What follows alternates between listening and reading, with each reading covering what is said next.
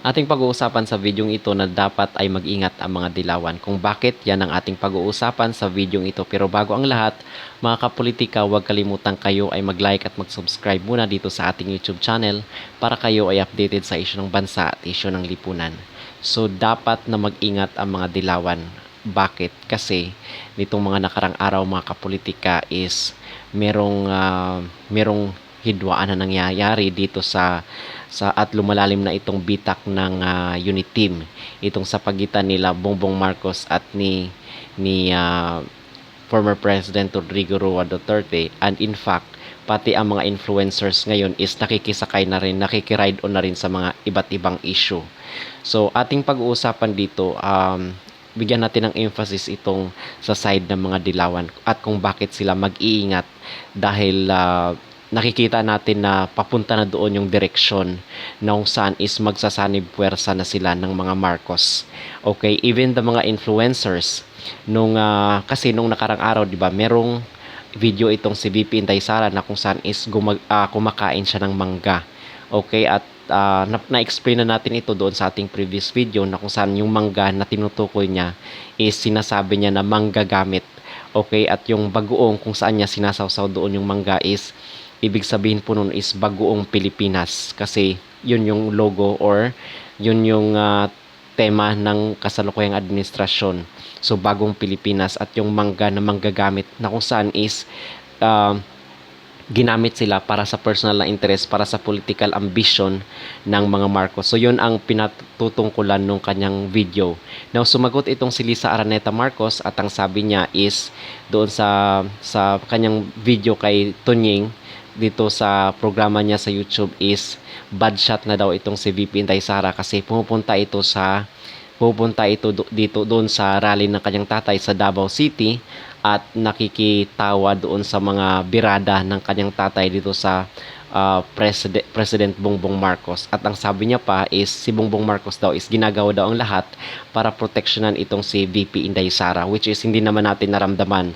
In fact nga, nung tinanggalan ng confidential funds Inday at binibira siya ng mga kalyado ni Bongbong Marcos is wala namang ginawa itong si Bongbong Marcos. So ano itong sinasabi ni First Lady Lisa Araneta Marcos na pinoproteksyonan daw ni Bongbong Marcos itong si Inday Sara.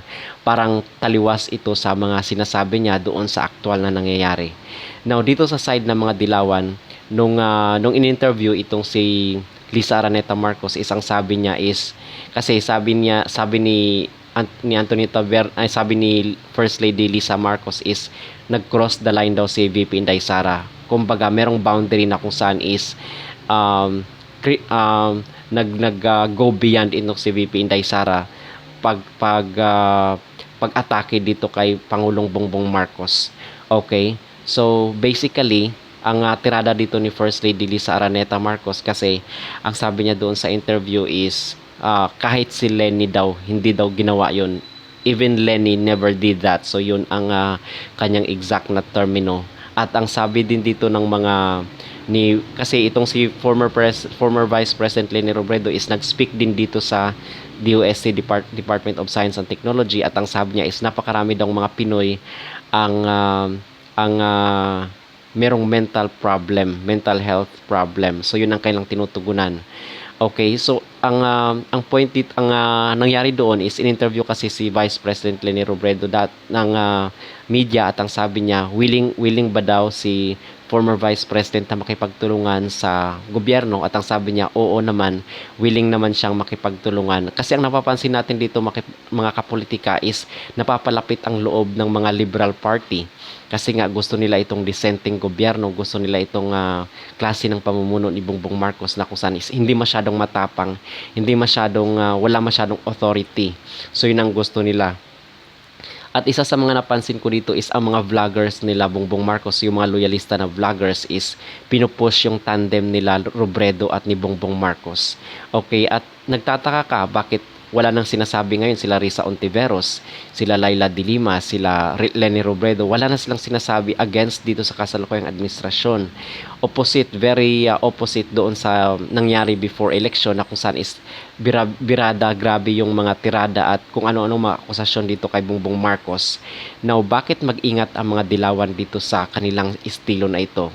Kasi nung nakaraang videos natin is ibinunyag na natin na kung saan is nagamit ang popularities ng mga Duterte para ma-accomplish yung personal ambitions ng mga Marcos nung previous na election, okay?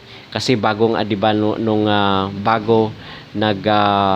bago pumunta bago tumakbo si former President Rodrigo Roa Duterte is si Amy Marcos pala ang nagkumbinsi sa kanya na tumakbo bilang presidente at naging stepping stone yun ng mga Marcos. Andyan yung pagpapalabas na ng mga videos dyan sa YouTube, sa mga social media na maganda daw ang nangyari nung panahon ni former President Marcos Sr. So yun na yun, isa yun sa mga plano na kung saan is binibihisan na itong si Pangulong Bongbong Marcos para maging presidente ng Pilipinas, and at the same time ginamit rin yung popularity ng mga Duterte nung former elections. So isa yun. And now, bakit mag-ingat itong mga dilawan? Kasi baka sila na naman yung susunod. Tapos na ang mga Marcos dito sa Duterte, and ngayon nagkalabo-labo na sila, 'di ba? Meron ng mga patot sa dahan at sa tingin ko is malabo na talaga ito kasi ang mga Duterte is meron ng mga trust issues 'yan. At kahit nga si Amy Marcos is gusto niyang makipag-reconcile dito sa mga Duterte is ayaw na ng mga Duterte at ayaw na rin ng mga loyal na supporters nila Duterte. Example, sila Panelo, sila Banatbay, itong mga Banateros at itong sila Maharlika. Okay, so si Maharlika hindi pa masyadong tinitira si Amy Marcos, pero itong sila Banateros, itong sila Panelo at yung mga ibang mga vloggers ng mga Duterte is against na dito kay Amy Marcos. So baka ang mangyayari dito is sabihin na tapos na sila sa mga Duterte, meron na naman silang ibang gagamitin kasi aminin at awin natin, so hindi ilang milyon din yung saklaw ng mga Liberal Party. At kung i-combine yan dito sa numbers ng mga loyalistang Marcos is malaki-laki rin ang bubunuing numero ng mga Duterte para matalo sila sa susunod na eleksyon.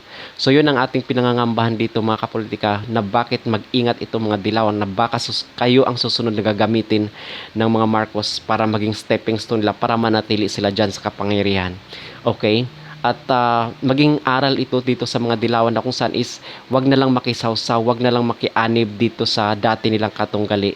Bakit? Kasi once sila ay nasa kapangyarihan pa is baka iiwan din kayo sa ere niyan. Baka matulad kayo sa mga Duterte na kung saan is iniwan nila sa ere matapos silang gamitin, okay?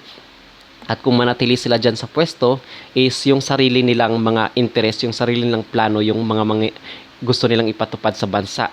So hindi nila pakikinggan yung mga plano ng mga maging kaalyado nila sa eleksyon. So yun ang mangyayari dito. So ang dapat na gawin dito ng Leni Robredo is wag na lang makianib, wag na lang makisawsaw dito sa kasalukuyang administrasyon at sa mga kasalukuyang issue. Instead, ipagpatuloy nila yung kanilang lineup, yung kanilang partido na kung saan is opposition sila kung mayroon silang mga nakitang pagkakamali sa gobyerno or especially yung mga corruption. So yun ang kailang pagtuunan ng pansin instead na makisali or maki-unite dito kasi baka matulad ang kailang kapalaran dito sa mga Duterte na matapos makuha yung kanilang mga personal ambition, political ambition is iniwan sila sa ere.